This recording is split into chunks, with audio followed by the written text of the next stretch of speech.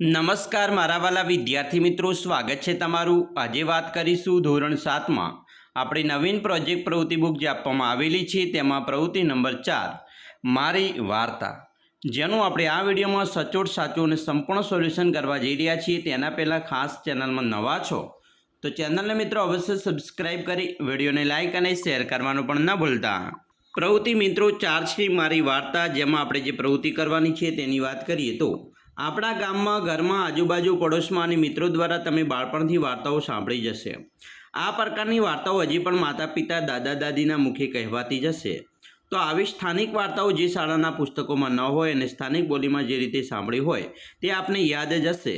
તો આવી તમે તમારા ઘરમાં કે ગામમાં સાંભળેલી વાર્તા નીચેના ભાગમાં લખો। મિત્રો, અહીંયા વાર્તા છે, એનું નામ છે મગર અને વાંદરો। તમે કોની પાસેથી સાંભળી? તો દાદા પાસેથી અથવા દાદી પાસેથી સાંભળી હશે।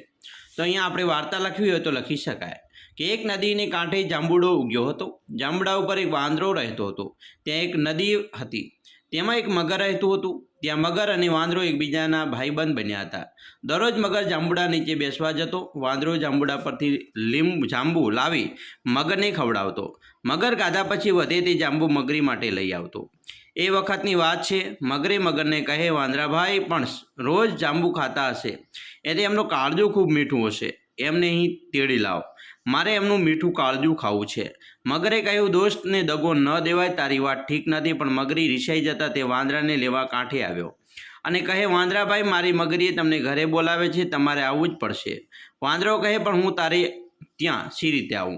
એટલે મગરે વાંદરાની પીઠ ઉપર બેસાડી લઈ જવા કહ્યું। રસ્તામાં મગરથી બોલી જવાયું કે મારી મગરીને તમારું મીઠું કાળજું ખાવું છે। આ સાંભળી વાંદરાભાઈ કહેવા લાગ્યા, હું કાળજું જાંબુડા પર મૂકીને આવ્યો છું, આપણે પાછા જઈએ। મગર ભોળવાયો અને નદી કાંઠે પાછો ફર્યો।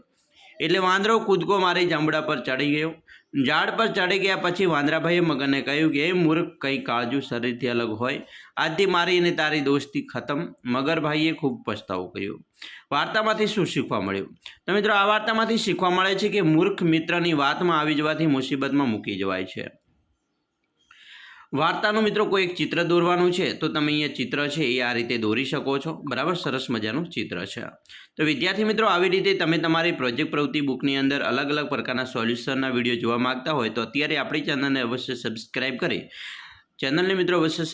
કરી વિડીયોને લાઇક અને શેર કરવાનું ન ભૂલતા, જેથી કરી ધોરણ 7ના તમામ પ્રકારના સોલ્યુશનનું વિડીયો તમારે જોઈતો તો આપણી ચેનલના માધ્યમથી મળી જશે। ચાલો મિત્રો, ફરી મળીશું નેક્સ્ટ વિડીયોમાં। અમને રજા આપશો। જય હિન્દ, જય જય ગરવી ગુજરાત।